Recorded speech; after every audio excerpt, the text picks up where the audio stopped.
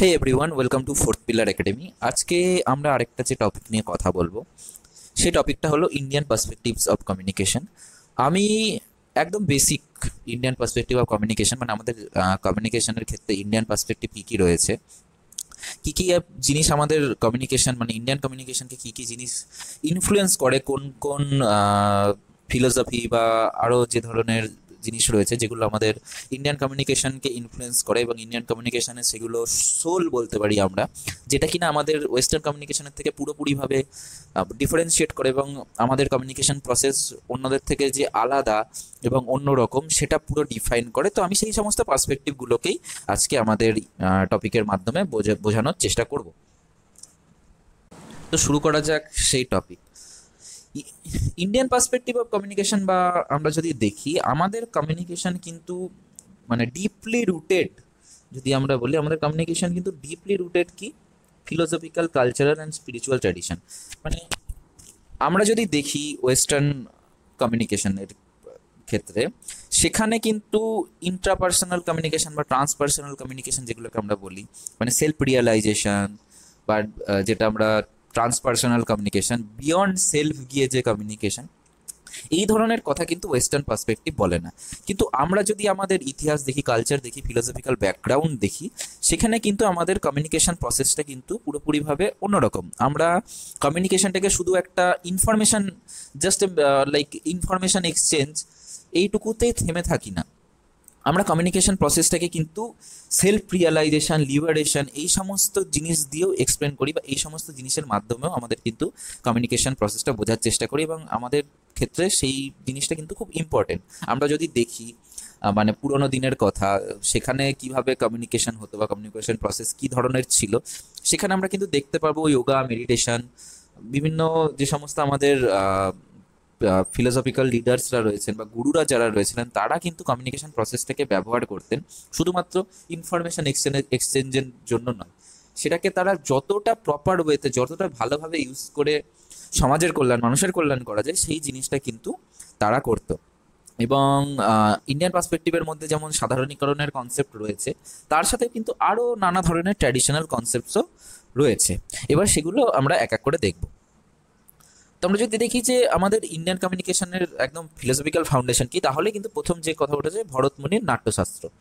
এটা কিন্তু একটা খুব ইম্পর্টেন্ট ফ্যাক্টর, যে সাধারণীকরণের কথা আমরা যখন বলি, সেটা কিন্তু নাট্যশাস্ত্রতে এক্সপ্লেন করা আছে, একটা প্রসেস আছে কিভাবে আমরা মানে কমিউনিকেশন এমনভাবে করতে পারি যেটা কিন্তু একটা কমন এক্সপিরিয়েন্স বা শেয়ার্ড আন্ডারস্ট্যান্ডিং, যে কথাটা বলা হচ্ছে যে একত্ব, মানে আমরা কমিউনিকেশন মানে করবো, কমিউনিকেশন করাই উচিত সেই কারণে যাতে করে আমাদের যার সাথে কথা হচ্ছে তাদের মধ্যে একটা কমন এক্সপিরিয়েন্স তৈরি হয়, মানে কারোর কাছে যেন কোনো কিছু অস্পষ্ট না থাকে, এবং আমরা যে জিনিসটা বোঝানোর চেষ্টা করছি বা যে জিনিসটা আমি আরেকজন বোঝার চেষ্টা করছি, সেটা কিন্তু সেটা যেন এক হয়, একটা মানে একটা সাকসেসফুল কমিউনিকেশন হয়।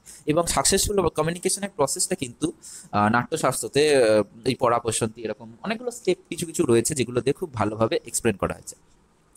এটা তো গেল নাট্যশাস্ত্রের কথা। এবার সেখানেও আরও যেটা এক্সপ্লেন করা আছে, যে art forms like music, dance, drama, এটা কিন্তু যেটা ওয়েস্টার্নে হয়, this is just an entertainment, কিন্তু ইন্ডিয়ান পার্সপেক্টিভ আমি যদি দেখি, এগুলো কিন্তু শুধুমাত্র মেয়ার এন্টারটেনমেন্ট নয়, এগুলোর মাধ্যম দিয়ে কিন্তু আমরা বিভিন্ন ধরনের এক্সপ্রেশন, আমাদের ফিলিংস আমরা শেয়ার করি আরেকজনের সাথে এইগুলোর মাধ্যমে, ডান্স হোক, মিউজিক হোক, ড্রামা হোক। এবং এটা কিন্তু শুধু মানে খালি এন্টারটেনমেন্টের জন্য নয়, মানে অ্যাচিভিং, মানে এখানে যেটা বলছে সেলফ অ্যাওয়ারনেস এবং হারমোনি, এই জিনিসটাতেও কিন্তু আর্ট ফর্ম খুব, মানে আর্ট ফর্মের মাধ্যমে যে কমিউনিকেশন করছি আমরা, সেটা কিন্তু এই জিনিসটাতেও হেল্প করে। এবং আমাদের ইন্ডিয়ান পার্সপেক্টিভে কিন্তু আর্ট ফর্ম জাস্ট এন্টারটেনমেন্ট নয়। ইন্ডিয়ান পার্সপেক্টিভ অফ কমিউনিকেশন কি বলছে, যে কমিউনিকেশনের খালি একটাই উদ্দেশ্য, মানে খালি যে একটাই উদ্দেশ্য মেয়ার ইনফরমেশন এক্সচেঞ্জ নয়, বিভিন্ন ধরনের যে কমপ্লেক্স ফিলোসফিক্যাল আইডিয়াস রয়েছে, সেগুলো যাতে মানুষ ভালোভাবে বুঝতে পারে, সেই জিনিসটাও কিন্তু কমিউনিকেশনের, মানে আমাদের কমিউনিকেশনের একটা পারপাস। যে বিভিন্ন ধরনের যে কমপ্লেক্স আইডিয়াস রয়েছে, আমরা যদি দেখি, আমরা যদি গীতার উদাহরণ নিই, ভগবদ্গীতাকে বুঝতে গেলে আমাদের কিন্তু অনেক ধরনের বিষয় মাথায় রাখতে হয়, কিন্তু ইন্ডিয়ান কনটেক্সটে আমরা যদি দেখি, বিভিন্ন ধরনের অনেকেই নানাভাবে ভগবদ্গীতাকে এক্সপ্লেন করেছেন মানুষের কাছে, যাতে কিনা এই যে কমপ্লেক্স যে আইডিয়াস রয়েছে বা ভগবদ গীতার পেছনের যে ইনার মিনিংগুলো রয়েছে সেগুলো কিন্তু সাধারণ মানুষ ভালোভাবে বুঝতে পারে, এবং আমরা কিন্তু কমিউনিকেশনটাকে সেইভাবেই ব্যবহার করি, মানে ইন্ডিয়ান পার্সপেক্টিভ যদি দেখি আমরা কিন্তু কমিউনিকেশনটাকে সেভাবেই ব্যবহার করে থাকি। এছাড়াও শুধুমাত্র নাট্যশাস্ত্র নয়, বুদ্ধিস্ট এবং উপনিষদের কথা আমরা জানি, এবং বুদ্ধিস্ট ফিলোসফিও কিন্তু আমাদের ইন্ডিয়ান কমিউনিকেশনকে ইনফ্লুয়েন্স করেছে, এবং সেখানে এই oneness of the world communication should lead to unity and liberation যেটার কথা বলছিলাম। এবার আমরা intuitive knowledge and logical reasoning, মানে বলতে চাইছি যে রিয়ালিটি ইজ বিয়ন্ড ওয়ার্ডস, মানে খালি আমি যে কথাগুলি বলছি সেগুলোর মধ্যে রিয়ালিটি নেই, আমাদেরকে রিয়ালিটিকে বুঝতে গেলে সেই সেই জিনিসটাকে আমাদের এক্সপিরিয়েন্স করতে হবে, এবং তার মাধ্যমে কিন্তু আমরা আরো ভালোভাবে বিষয়গুলোকে বুঝতে পারবো। এছাড়াও এখানে বলছে যে ডিট্যাচমেন্টের কথা, ওয়ার্ল্ড মানে যেটা আমরা বলি মোহমায়া থেকে মানে যেটা আমরা স্পিরিচুয়ালিটির ভাষায় বলি ডিট্যাচমেন্ট বা মোহমায়া থেকে দূরে থাকা, এবং সেইগুলোর মাধ্যমে নিজেকে বোঝা, এইগুলোর মাধ্যমে কিন্তু আমরা কমিউনিকেশনকে বেটার ওয়েতে আরো আমরা কমিউনিকেশনকে ইউজ করতে পারি এবং সেটাকে আরো ভালোভাবে বোঝার চেষ্টা করতে পারি। এগুলো আমাদের, যদি আমরা ইন্ডিয়ান পার্সপেক্টিভে দেখি, এই জিনিসগুলো কিন্তু আমাদের যে কমিউনিকেশন প্রসেস সেখানে কিন্তু খুব ইম্পর্টেন্ট রোল প্লে করে। এবার আমরা সাধারণীকরণ বেসিক্যালি যদি বোঝাতে হয় পুরো সাধারণীকরণের প্রসেস, তাহলে আমাদের একটা পুরো ক্লাস লাগবে বা একটা আলাদা ভিডিও লাগবে সাধারণীকরণ প্রসেসকে বোঝাতে গেলে, যেটা কিনা ইন্ডিয়ান কমিউনিকেশনের একদম কোর থিওরি। নির্মলা মণি অধিকারী বলে একজন নির্মলা মণি অধিকারী ইনি আছেন, যিনি কিনা সাধারণীকরণ যে মডেলটা সেটা দিয়েছেন, মানে সেটাকে এক্সপ্লেন করেছেন, এবং ওনার যে সাধারণীকরণ মডেল ওটাকে পড়লেও কিন্তু আমাদের এই জিনিসটা অনেকটা বোঝা যাবে।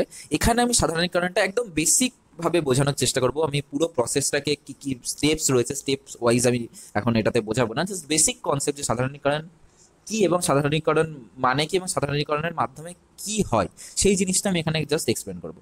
তো বেসিক্যালি সাধারণীকরণের মানে হচ্ছে সিম্পলিফিকেশন বা ইউনিভার্সালাইজেশন, যেটা কিনা ইন্ডিয়ান মডেল অফ কমিউনিকেশন, মানে এই সাধারণীকরণ মডেলটা এসেছিল থেকে নাট্যশাস্ত্র থেকে। এবং এখানে সাধারণীকরণ মানে যেটা বোঝায় যে কমননেস, কমন মিনিং, মানে আমি কমিউনিকেশন এমনভাবে হতে হবে যেখানে ওই একটু আগে যেটা বলছিলাম যে একটা কমন আমাদের কাছে নলেজ থাকবে, এবং আমরা যে নলেজটা একে অপরের সাথে শেয়ার করলাম সেটা যেন আমরা সকলে ভালোভাবে বুঝতে পারি। সাধারণীকরণ প্রসেস সেটাকেই এক্সপ্লেন করে যে এই জিনিসটা আমরা যখন করব সেটা কিভাবে করব এবং কিভাবে হয়, যে জিনিসটার মাধ্যমে যে কমন আন্ডারস্ট্যান্ডিং এবং আমরা যে ইনফরমেশন দিচ্ছি সেটার একটা মানে মানে সিম্পলি সেই ইনফরমেশনটাকে নেওয়া নয়, ইনফরমেশনটাকে এমনভাবে গ্রহণ করা যাতে কেন আমরা সেই যে বিষয়টা বোঝার চেষ্টা করছি সেটা খুবই ভালোভাবে আমরা বুঝতে পারি, এবং আমাদের মধ্যে মানে একটা কমিউনিকেশন গ্যাপ যেন না থাকে, এবং যেটা বুঝছি আমরা দুজনেই খুব ভালোভাবে একটা কমন শেয়ার্ড নলেজ হিসেবে বুঝছি। সাধারণীকরণ কিন্তু এটাই এক্সপ্লেন করে। কিছু কি প্রিন্সিপালস আমি এখানে দেখেছি সাধারণীকরণ, যেটা কিনা সাধারণীকরণের প্রসেসটা বেসিক্যালি কি কি বলতে চাই সেটাকে এক্সপ্লেন করে। এটা কিন্তু সাধারণীকরণের পুরো স্টেপ বাই স্টেপ প্রসেস নয়, ওটা কিন্তু পুরোটাই আলাদা। ওখানে আরো 5-6টা কনসেপ্ট আছে, যার লাস্ট স্টেপ হচ্ছে সাদা মুদিতাম, যেটা কিনা আমাদের ফিলোসফিক্যাল কনটেক্সটে বা আমরা যদি বোঝার চেষ্টা করি সেটার একটা আলাদা গুরুত্ব রয়েছে এবং আলাদাভাবে সেটা বুঝতে হবে, সেটার জন্য আরো ডিটেলস দরকার। বাট আমি বেসিক সাধারণীকরণের কিছু কি প্রিন্সিপাল যেটা আমি বোঝানোর চেষ্টা করছি। প্রথমে যেটা বলছে বিং সহৃদয়া, মানে সহৃদয় হওয়া, মানে common sympathetic heart. Communication happens, মানে এফেক্টিভ কমিউনিকেশন তখনই হয় যখন কিনা সেন্ডার এবং রিসিভার শেয়ারে common and emotional cultural background. আমরা যদি মানে সেন্ডার এবং রিসিভার যদি একই কালচারাল ব্যাকগ্রাউন্ডের হয় তাহলে কিন্তু সেই ক্ষেত্রে যে কমিউনিকেশনটা হয় সেটা কিন্তু খুব মানে একটা ভালো এফেক্টিভ কমিউনিকেশন, কারণ তাদের মেন্টালিটি ম্যাচ করছে এবং সহৃদয় মানে তাদের এখানে যেটা বোঝানো যাচ্ছে যে একই ধরনের তাদের মাইন্ডটা কিন্তু একইভাবে তাদের কাজ করবে এবং তারা একে অপরকে অনেক ভালোভাবে বুঝতে পারবে।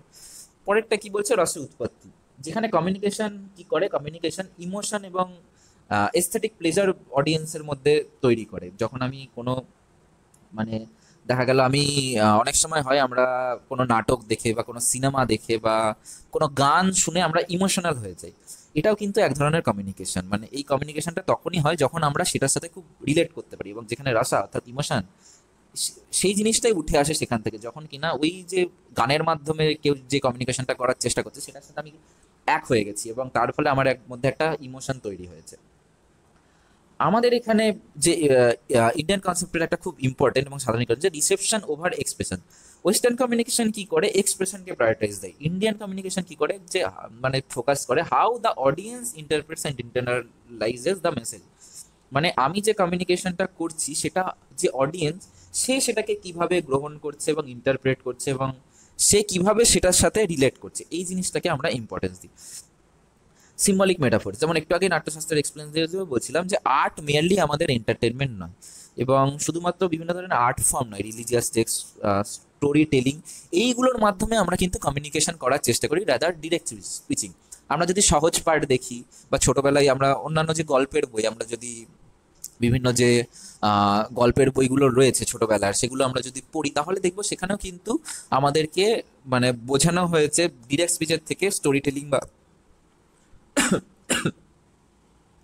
কবিতার মাধ্যমে বা এই ধরনের জিনিসের মাধ্যমে আমাদের কিন্তু কমিউনিকেশন বা আমাদেরকে অনেক কিছু বোঝানো হয়েছে। যেমন আমরা যদি অ আ ক খ পড়ি ছোটবেলা, আমাদের দেখবো অয় অজগর আসছে তেরে, আই আমটি আমি খাবো পেরে, এইভাবে আমাদের কিন্তু ওয়ার্ড চেনানো হয়েছে, আমাদের লেটার চেনানো হয়েছে।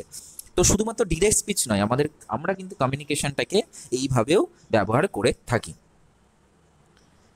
এরপরে যে ইন্ডিয়ান পার্সপেক্টিভ, যেটা আমরা ওয়েস্টার্নের থেকে আমাদেরকে পুরোপুরিভাবে আলাদা করে অনেকটাই, সেটা হচ্ছে ইন্টারপার্সোনাল এবং ট্রান্সপার্সোনাল কমিউনিকেশন। ইন্টারপার্সোনাল কমিউনিকেশন তো আমরা জানি যে আমাদের ফিলোসফি, ইন্ডিয়ান ফিলোসফি কি বলে, যে communication begins within, one must first understand of the self before effectively communicating with others. অর্থাৎ ইন্ডিয়ান ফিলোসফি বলে যে আমি যদি কাউকে ভালোভাবে কমিউনিকেট করতে চাই তাহলে কিন্তু আমাকে নিজেকে জানতে হবে, আমার নিজের সাথে নিজের কমিউনিকেশন বেটার করতে হবে, আমাকে নিজেকে ভালোভাবে বুঝতে হবে, তবেই কিন্তু আমি অন্য কাউকে যেটা বোঝানোর চেষ্টা করছি সেটা আমি ভালোভাবে বোঝাতে পারবো। এবং মেডিটেশন, যোগা, এই জিনিসগুলোকেও এক এক মানে আমরা আমাদের ইন্ডিয়ান ফিলোসফিতে কমিউনিকেশনের টুল হিসেবে আমরা গণ্য করে থাকি। এই যে সেলফ রিয়েলাইজেশন বা এই জিনিসটা বোঝার জন্য এই মেডিটেশন আমাদের ইন্ডিয়ান কালচারে কিন্তু খুব একটা বড় পার্ট। এবং আমরা যখন মেডিটেশন বা যোগা করি সেটাকে কিন্তু আমরা নিজেদের সাথে কমিউনিকেশনটাকে বেটার করার চেষ্টা করি। এছাড়াও যেটা হয় transpersonal communication, oneness with the universe. এটা বিয়ন্ড ওয়ার্ডস, বিয়ন্ড লাইক মেয়ার মানে রিয়ালিটি। যে আমরা ইন্ডিয়ান পার্সপেক্টিভ যদি দেখি, আমরা কিন্তু স্পিরিচুয়াল এবং ইমোশনাল এই জিনিসগুলোর ওপর আমরা কিন্তু অনেকটা ফোকাস করি। ওয়েস্টার্ন যেটা করে যে পারসুয়েশন, তারা যেটা ফোকাস করে সেটা হচ্ছে পারসুয়েশন। কিন্তু আমাদের কমিউনিকেশন আমরা যদি দেখি, বিভিন্ন স্পিরিচুয়াল গুরুদের যদি কথা শুনে থাকি, আগের সাধু সন্তদেরও যদি কথা শুনে থাকি, তারা কিন্তু বলবে যে নিজেকে বোঝার বেস্ট উপায় হলো মোক্ষ পাওয়া, মানে লিবারেশন যেটাকে আমরা বলি। যদি আমাদেরকে নিজেদেরকে ভালো করে বুঝতে হয় এবং মানে ইউনিভার্সের সাথে আমাদেরকে যদি একত্রিত হতে হয় এবং দুনিয়াকে আরো বেটার ভাবে বুঝতে হয়, তাহলে কিন্তু লিবারেশনের পথে আমাদের যাওয়া উচিত। এবং সেক্ষেত্রে আমরা কমিউনিকেশনটাকে, এই যে ট্রান্সপার্সোনাল কমিউনিকেশনের যে প্রসেসটা, সেটাকে আমরা অ্যাচিভ করতে পারি এর মাধ্যমে। যখনই আমরা এই জিনিসগুলো অ্যাচিভ করব, তখন কিন্তু আমরা আরও বেটার ওয়েতে আমরা মানুষের সাথে কমিউনিকেশন করতে পারবো। এবং ইন্ডিয়ান ফিলোসফি বা ইন্ডিয়ান পার্সপেক্টিভ অফ কমিউনিকেশনে কিন্তু নন ভার্বাল ফর্ম, যেমন আমরা নাচের বিভিন্ন মুদ্রা দেখি, বিভিন্ন নন ভার্বাল কিউজ রয়েছে, এস্থেটিক মানে ফেসিয়াল এক্সপ্রেশনস রয়েছে, যেগুলো কিন্তু আমাদের এই ইন্ডিয়ান পার্সপেক্টিভ কমিউনিকেশনে কিন্তু খুব ইম্পর্ট্যান্ট একটা রোল প্লে করে। এবার ট্র্যাডিশনাল কমিউনিকেশন সিস্টেমের মধ্যেও আমরা কিছু জিনিস দেখতে পাই, যেটা কিনা highly influenced by religion, caste and oral traditions. কারণ আমরা মানে আমরা খুব একটা ডাইভার্স কান্ট্রি, এবং সেখানে কিন্তু বিভিন্নভাবে আমাদেরকে বিভিন্ন জিনিস বোঝানো হয়। যেমন সেখানে ওরাল ট্র্যাডিশন রয়েছে, আগেকার দিনে গুরু চেলা বা গুরু শিষ্যর যে সিস্টেম সেটা রয়েছে, caste and hierarchy in communication. এটাও কিন্তু মানে দেখতে গেলে আমাদের ইন্ডিয়ান কনটেক্সটে আমরা যদি দেখি, এটাও কিন্তু একটা মানে কমিউনিকেশন সবসময় যে লিনিয়ার প্রসেস বা সিমেট্রিক্যাল প্রসেস না, অ্যাসিমেট্রিক্যাল প্রসেসও ছিল। যেখানে দেখা যাবে আমরা যদি আগেকার দিনে দেখি যে রাজারা, তাদের কাছে কিন্তু মানে কমিউনিকেটিভ অথরিটিটা তারা কিন্তু বেশি ছিল, মানে তারাই বেশি কথা বলতো। সেক্ষেত্রে নিচের দিকের যারা আছে তারা হয়তো সেখানে সেভাবে কমিউনিকেট করতে পারতো না। এই জিনিসগুলো যেমন আমাদের ট্র্যাডিশনাল ইন্ডিয়ান কমিউনিকেশন সিস্টেমে রয়েছে, তেমন কিন্তু গুরু শিষ্য প্রথাও রয়েছে, যেখানে গুরু, যাকে আমরা অ্যাজ এ টিচার, সে কিন্তু মানে তার যে শিষ্যকে বিভিন্ন ধরনের জ্ঞান দিত। এবং আমরা যদি নালন্দা দেখি বা এই সমস্ত এডুকেশন সিস্টেমগুলো দেখি, এগুলোতে কিন্তু এই পরম্পরা ছিল, যেখানে কিন্তু মানে একটা হায়ারার্কিক্যাল ব্যাপার ছিল, যার মাধ্যমে কমিউনিকেশন করা, মানে হায়ারার্কিক্যাল প্রসেসে একটা কমিউনিকেশনের প্রসেস ছিল। নলেজ আমরা গুরুর থেকে তার পরের শিষ্য, সেই শিষ্য যখন এমন একটা জায়গায় পৌঁছালো, সে যখন গুরু হলো, সে তার পরবর্তী শিষ্য, এইভাবে কিন্তু নলেজ ট্রান্সফার হতো আমাদের ইন্ডিয়ান ট্র্যাডিশনাল ইন্ডিয়ান কমিউনিকেশন সিস্টেমে। আর ওরাল ট্র্যাডিশনস তো রয়েছে, যেমন রামায়ণ, মহাভারত, পুরো পুরাণ, ভাগবত গীতার কথা আমরা বলছিলাম, বিভিন্ন বেদ আছে, এগুলো কিন্তু আমাদের নানা ধরনের ভ্যালুজ, মোরাল, সেগুলো মানে এগুলো কিন্তু আমাদের শিক্ষা দেয়। এই জিনিসগুলো থেকে কিন্তু আমরা নানা ধরনের শিক্ষা পাই। একটা বই আছে জর্ডান পিটারসনের, 12 রুলস ফর লাইফ, সেটা কিন্তু ভগবত গীতার থেকে অনেক ইনফ্লুয়েন্স। এবং এরকম অনেক ওয়েস্টার্ন স্টাডিজ আছে যেগুলো কিন্তু আমাদের যে সমস্ত কালচারাল বা ট্র্যাডিশনাল স্টাডি, সেগুলোর থেকে ইনফ্লুয়েন্স হয়েছে। কারণ আমাদের যে কমিউনিকেশন সিস্টেম বা আমাদের যে ট্র্যাডিশনাল ইন্ডিয়ান কমিউনিকেশন যে সিস্টেম রয়েছে, সেটা কিন্তু অন্যদের থেকে সম্পূর্ণভাবে আলাদা। এবং এখানে শুধুমাত্র ইনফরমেশন এক্সচেঞ্জের কথা নয়, কমিউনিকেশনকে বেটার করার জন্য কমিউনিকেশন দিয়ে কি কি আরো ভালো কাজ করা যায়, সেই সমস্ত জিনিস কিন্তু আমাদের যে পূর্বজ যারা রয়েছে, মানে আমাদের আগেকার দিনের যারা রয়েছে গুরু, তারা বা ফিলোসফিক্যাল লিডার, তারা কিন্তু সেই জিনিসটা করে এসেছে। আরেকটা আমরা যদি দেখি, মানে ইন্ডিয়ান কমিউনিকেশনের একটা important part, Gandhian approach to communication. আমরা যদি মানে গান্ধীজির আমরা যদি বিভিন্ন তার যে ফিলোসফিক্যাল মানে যে সমস্ত কাজ রয়েছে এবং তিনি যে সমস্ত পথে চলতেন, যে কথাগুলো বলতেন, সেগুলো আমরা যদি দেখি, সেটাও কিন্তু একটা আমাদের মানে কমিউনিকেশনকে খুব ইনফ্লুয়েন্স করেছে। এবং ইন্ডিয়ান কমিউনিকেশন ট্র্যাডিশনে সেগুলো কিন্তু দেখা যায়, যেমন সিম্পল এবং direct messaging, non verbal communication, truth, non violence. এবার আমরা যদি দেখি গান্ধীজির সত্যাগ্রহ যদি দেখি, তারপরে আরও যে ধরনের অভিযান ওনার রয়েছে, উনি যে অহিংসার কথা বলতেন, সেগুলোর যে কথা রয়েছে, সেগুলো কিন্তু আমাদের ইন্ডিয়ান কমিউনিকেশনের মানে ইন্ডিয়ান কমিউনিকেশনকে খুব ইনফ্লুয়েন্স করে এবং ইন্ডিয়ান কমিউনিকেশনে সেগুলো রিফ্লেকশনস পাওয়া যায়। ওনার যে সমস্ত ফিলোসফিক্যাল থটসগুলো রয়েছিল, সেগুলো কিন্তু আমাদের কমিউনিকেশনকে ইনফ্লুয়েন্স করে। এবং গান্ধীজিকে মানে ইন্ডিয়াস ওয়ান অফ দ্য মানে খুব লিডিং কমিউনিকেটার্স হিসেবে গণ্য করা হয়। তার এই সমস্ত যে ফিলোসফিক্যাল আইডিয়াগুলো, যে অহিংসার যে কথাবার্তা তিনি বলতেন, যে নন ভায়োলেন্সের কথা বলতেন, ইভেন এই জিনিসগুলো কিন্তু আমাদের কমিউনিকেশন সিস্টেমে রয়েছে। তো এটাই বেসিক আমাদের একদম ইন্ডিয়ান কমিউনিকেশনের একদম বেসিক, মানে ইন্ডিয়ান কমিউনিকেশন কি কি রয়েছে বা ইন্ডিয়ান কমিউনিকেশনের যে পার্টগুলো রয়েছে, পার্সপেক্টিভসগুলো রয়েছে, সেগুলোকে আমি বোঝানোর চেষ্টা করলাম। যে ইন্ডিয়ান কমিউনিকেশনের কি কি ধরনের জিনিস থেকে ইনফ্লুয়েন্স হয়েছে, কি কি কথা বলে।